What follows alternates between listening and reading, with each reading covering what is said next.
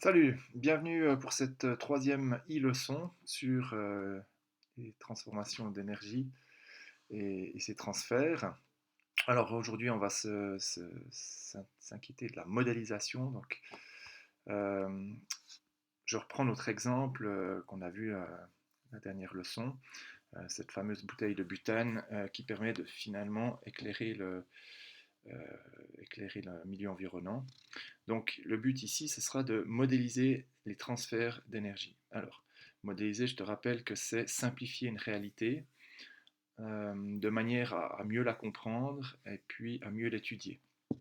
Alors, comment est-ce qu'on va s'y prendre? Alors, la modélisation, ce sera simplement un cercle avec le nom du composant à l'intérieur, un verbe d'action qui indique ce qu'il se passe entre les deux composants, et puis de nouveau un cercle avec le nom du composant dedans.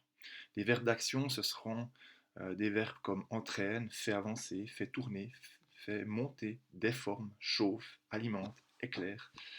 Il y en a peut-être quelques autres verbes, mais là on a vu l'essentiel. Alors, euh, dans un premier cas, notre modélisation, on va l'appeler le diagramme de fonctionnement. Le diagramme de fonctionnement, c'est lorsqu'on a les verbes d'action. On va voir par la suite le deuxième diagramme. Pour l'instant, on est dans le premier qu'on appelle le diagramme de fonctionnement. Alors, si je reprends mon dispositif, le gaz brûle. Il chauffe la marmite. La marmite chauffe l'eau. L'eau qui se transforme en vapeur vient faire tourner une turbine. Cette turbine va entraîner une dynamo, qu'on appelle aussi un alternateur, et cet alternateur va alimenter une lampe qui elle-même va éclairer le milieu environnant, c'est-à-dire l'espace autour d'elle. Alors si on reprend le diagramme de fonctionnement, donc cette modélisation de ce dispositif, on a ici un premier cercle qui nous dit que le gaz brûle. Ce gaz qui brûle chauffe la marmite à vapeur. La marmite à vapeur elle-même va chauffer l'eau qui va se transformer en vapeur. Cette vapeur va faire tourner la turbine. La turbine entraîne l'alternateur et l'alternateur alimente la lampe qui elle-même va éclairer le milieu environnant. Alors évidemment que dans un dispositif comme celui-ci, il y a souvent des fuites, c'est-à-dire qu'on cherche à chauffer la casserole, mais en fait toute la chaleur ne va pas sur la casserole, donc on va appeler ça des fuites.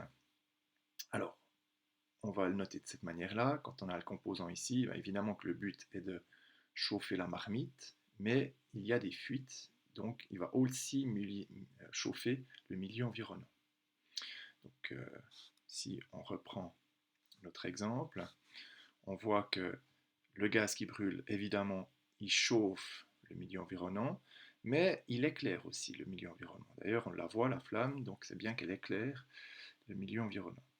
La marmite à vapeur, elle aussi, a des fuites, donc elle chauffe aussi le milieu environnant. Il n'y a qu'à mettre ses mains sur les côtés d'une marmite à vapeur, on va bien sentir que ça nous chauffe les mains. Donc nos mains font partie du milieu environnant ici, puisqu'ils ne font pas partie du dispositif.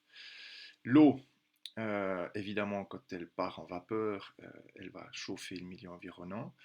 Et puis ici, la turbine et l'alternateur, on pourrait considérer qu'il y a des fuites aussi, puisqu'une turbine qui tourne, un alternateur qui tourne aussi, il y aura des frottements, et ces frottements vont générer un échauffement, et donc cet échauffement va se dissiper dans le milieu environnant. Mais ici, on a fait le choix de ne pas les représenter puisque ces fuites sont relativement faibles par rapport aux fuites plus importantes de la chaleur, de la marmite à vapeur, de l'eau, etc. Et puis ensuite, quand on arrive à la lampe, évidemment que la lampe chauffe. Hein, il suffit de toucher une ampoule, ça chauffe, et ça va dans le milieu environnant, et de même que ça éclaire le milieu environnant.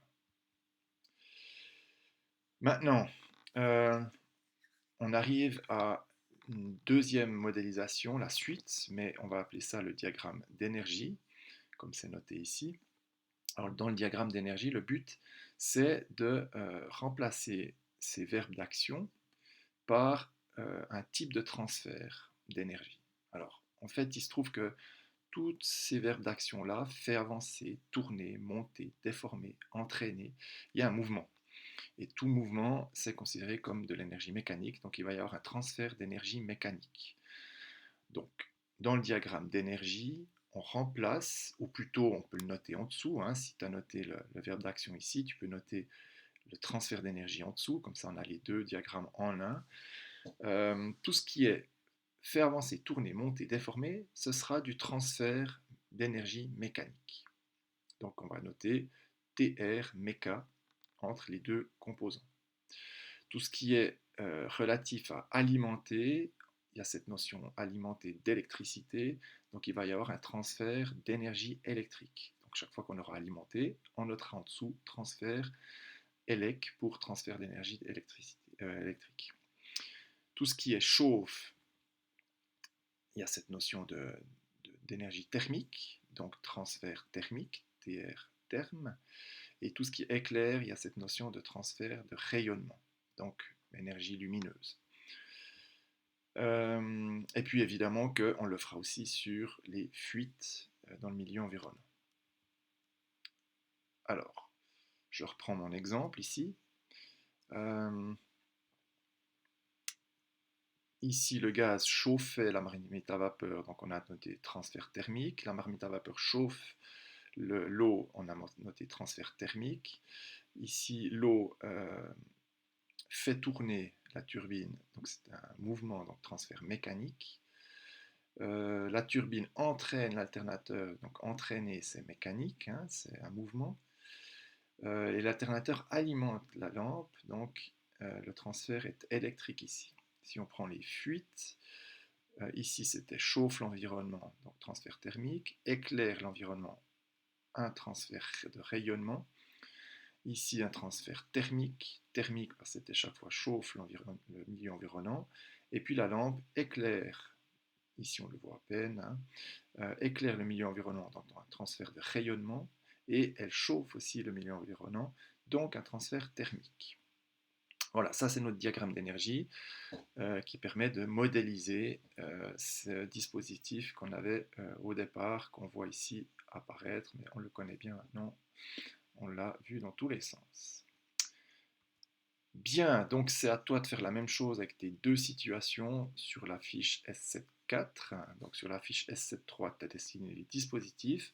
Maintenant sur la 4, tu vas faire dessiner ces modélisations. Alors, il y a deux façons de faire. C'est noter mes modélisations parce qu'il y a le diagramme de fonctionnement et le diagramme d'énergie. Mais tu peux très bien faire, comme je l'ai expliqué, un seul diagramme où il y a entre les composants notés les verbes d'action et en dessous les transferts d'énergie, ce qui représenterait le diagramme d'énergie. Donc soit tu fais deux diagrammes bien séparés qui se ressembleront, il y aura juste les verbes d'action pour le premier et les transferts d'énergie pour le second, ou alors tu n'en fais qu'un seul avec les deux notations entre les composants. Pour la semaine prochaine, les devoirs sont lire les fiches de synthèse S7 22 à 26 c'est simplement les fiches de synthèse que j'ai utilisées pour t'expliquer tout ça.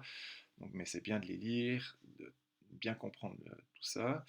Modéliser tes deux situations sur la fiche S7 4.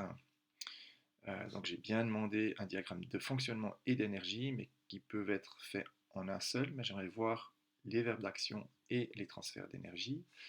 Et puis encore les exercices 1 à 4 sur la fiche, les fiches S7, 5 et 6.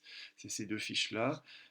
Tu vois qu'on reprend cette fois-ci pas des situations un petit peu surprenantes comme je t'ai proposé dans la leçon précédente, mais des situations réelles qu'on appelle source d'énergie, hein, mais l'eau d'un barrage qui est finalement utilisée sous forme d'électricité, le soleil qui éclaire un panneau photovoltaïque et qui fournit de l'électricité au réseau. Ici, on a un capteur thermique, qui est aussi un panneau solaire, mais un capteur thermique qui va utiliser l'énergie solaire qui arrive sous forme de rayonnement, mais qui est très rapidement transformée en énergie thermique sur le panneau. qui ensuite est utilisé pour l'eau chaude de la maison. Et puis le dernier exercice qui est l'exemple d'une éolienne qu'on voit de plus en plus dans notre quotidien, dans notre paysage.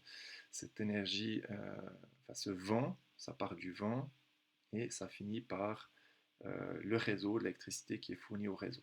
Voilà, c'est 4 exercices à faire avec chaque fois le dispositif, il est là, mais le diagramme de fonctionnement et le diagramme d'énergie dessiné proprement sur une feuille A4 quadrillée.